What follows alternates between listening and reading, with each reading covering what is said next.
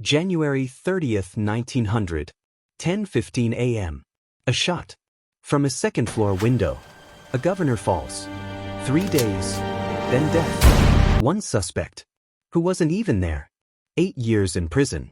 Then Congress. January 30th, 1900. A governor falls.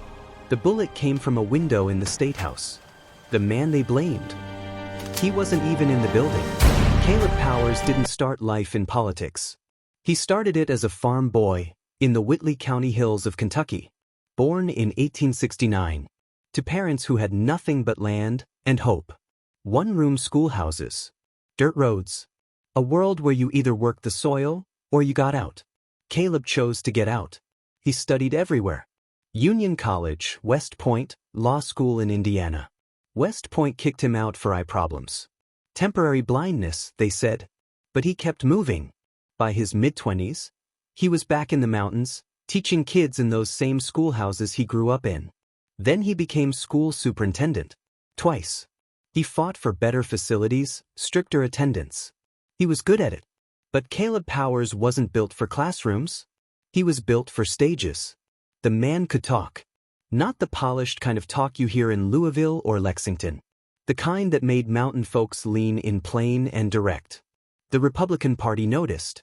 In 1899, at 30 years old, Caleb Powers won statewide office. Secretary of State of Kentucky. He should have been celebrating. Instead, he walked into a war. The 1899 governor's race was ugly. Republican William S. Taylor versus Democrat William Goebel. Both sides claimed fraud. Both sides screamed theft. The votes came in. Nobody agreed on who won. The Democratic-controlled legislature moved to throw out enough Republican precincts to hand Goebel the governorship. That's when Caleb Powers made a choice. He sent word into the eastern Kentucky mountains. To Knox County, to Clay County, to Whitley. The message was simple.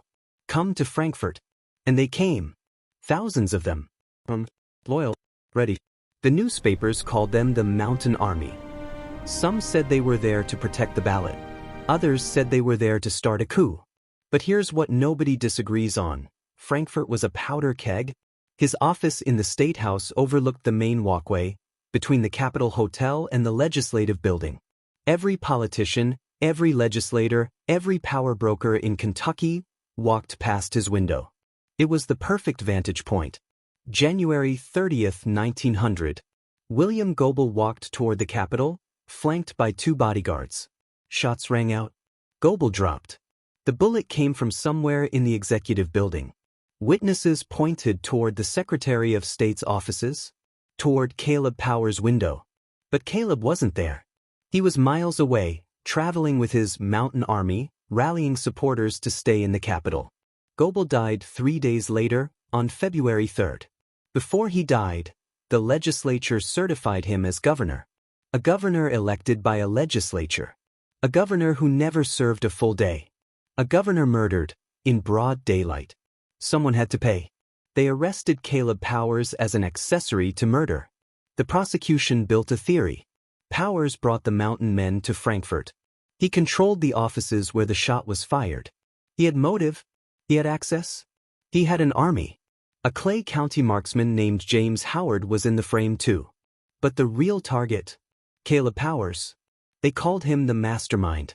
Between 1901 and 1908, Caleb Powers was tried 4 times. 3 juries convicted him. Life in prison. And 3 times, the Kentucky Court of Appeals reversed it. But the jury selection was rigged. Democrats were loaded onto the panel. Republicans were systematically kept off. The prosecution made inflammatory arguments. The judges let it slide.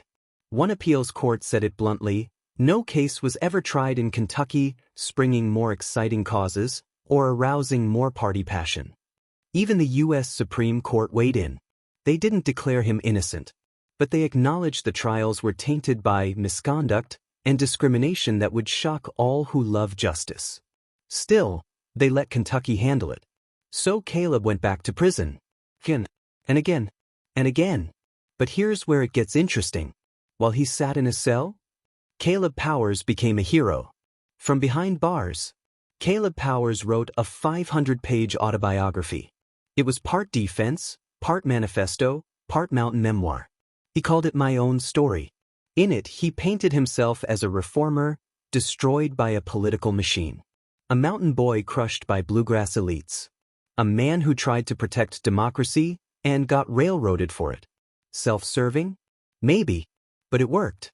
His allies launched a national fundraising campaign. Circulars went out across the country with his portrait and a plea, "Help restore this noble and persecuted man to light and liberty." Letters poured in. From ordinary people, from politicians, from mountain communities that saw him as one of their own. They compared him to biblical figures. The political prisoner, a martyr. In Whitley County, Knox County, Clay County, the same counties that sent the Mountain Army, Caleb Powers was untouchable.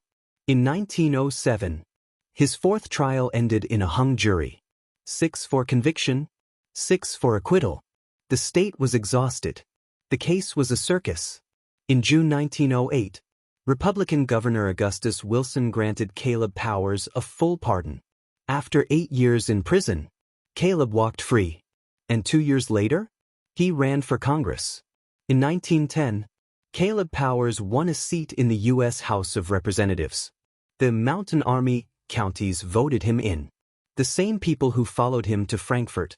The same people who never stopped believing. He served 4 terms. 8 years in Washington. Committees on transportation, shipping, patronage for the folks back home. In 1914, the Mountain Advocate ran his photo on the front page with a headline in bold letters. "We are for Caleb Powers." The man they tried to bury became a congressman. But the question never went away. Did he do it? Historians still argue. Some say the appeals courts cleared him procedurally, not morally. Some say key witnesses changed their stories. Some say the Democrats framed him to crush the Mountain Republicans. The murder of William Goebel remains officially unsolved.